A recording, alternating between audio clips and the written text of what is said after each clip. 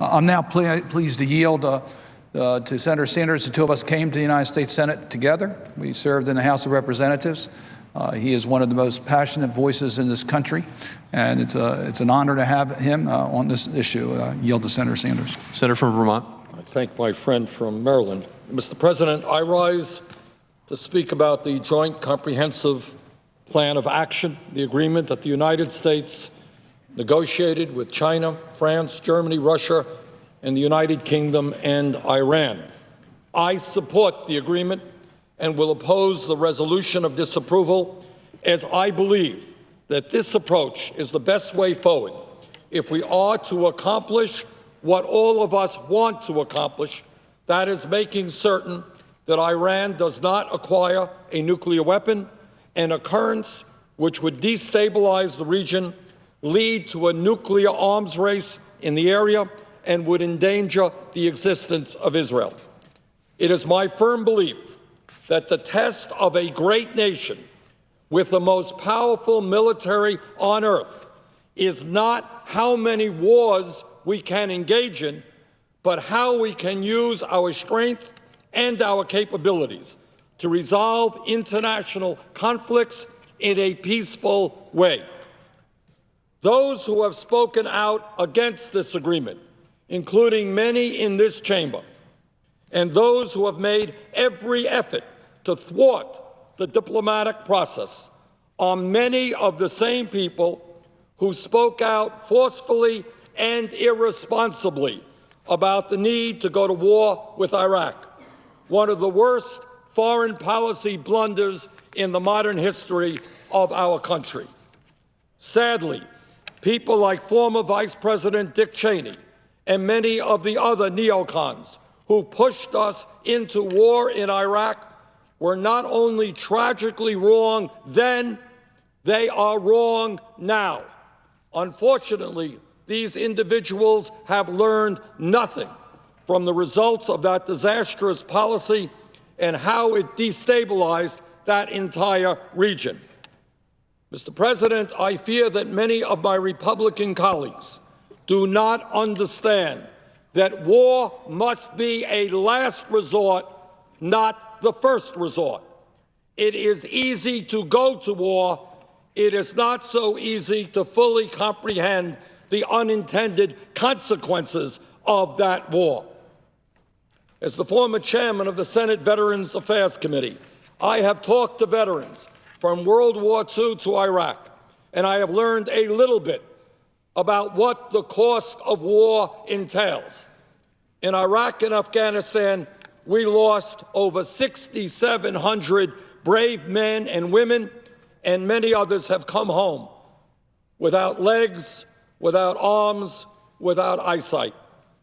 Let us not forget that 500,000 veterans of the wars in Iraq and Afghanistan came back to their families with post-traumatic stress disorder and traumatic brain injury. 500,000 brave Americans. The suicide rate of young veterans is appallingly high. The divorce rate of those who served is appallingly high, and the impact on their children is appallingly high. God knows how many families have been devastated by these wars. Mr. President, we should also not forget that many hundreds of thousands of innocent Iraqi men, women, and children died in that war, and those whose lives who have been completely destabilized. Hundreds of thousands of people whose lives have been totally altered, including those who are fleeing that country today, with only the clothes on their back as refugees. The cost of war is real, and it is easy to give great speeches about how tough we are. But let us not forget the cost of war on the men and women who serve in our military and people in other countries. Yes, the military option should always be on the table, but it should be the last option. We have got to do everything we can to reach an agreement to ensure that Iran does not get a nuclear weapon without having to go to war. Mr. President, I believe we have an obligation to pursue diplomatic solutions before resorting to military engagement, especially after nearly 14 years of ill-conceived and disastrous military engagements in that region. The agreement before us calls for cutting off Iran's pathways to the fissile materials needed for a nuclear weapon by reducing its stockpile of uranium by 98% and restricting the level of enrichment of uranium to well below the level needed for weaponized uranium. The agreement requires Iran to decrease the number of installed centrifuges by 2/3, dismantle the country's heavy water nuclear reactor so that it cannot produce any weapons-grade plutonium, and commit to rigorous monitoring, inspection, and verification by the International Atomic Energy Agency. Only after Iran has demonstrated to the international community its compliance with the tenets of this agreement, the United States and European Union will lift the sanctions that helped bring Iran to the negotiating table in the first place. This agreement also contains a mechanism for the snapback of those sanctions if Iran does not comply with its obligations. Does this agreement achieve everything I would like? No, it does not.